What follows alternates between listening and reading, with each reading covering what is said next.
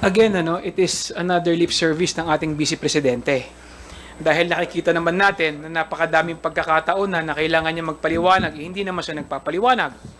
Ngayon, ang sinasabi na naman niya na through impeachment, makakapagpaliwanag siya.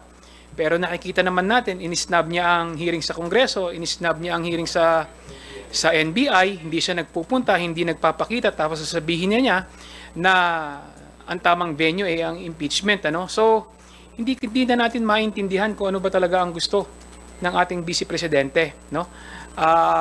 Maraming pagkakataon na po pwede siyang magpaliwanag, hindi siya nagpapaliwanag. So, mahirap talaga pag magpaliwanag kung hindi mo talaga alam kung paano mo ipapaliwanag yung mga ginagawa.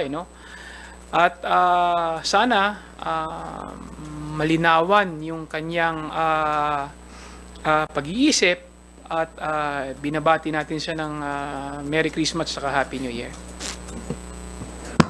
Well, tama po siya. Pero ang problema, pag wala pong impeachment, sana naman po siya sasagot. So, baka wala na naman. So, siguro mas maganda po na gawa na lang, hindi po salita. Salamat po.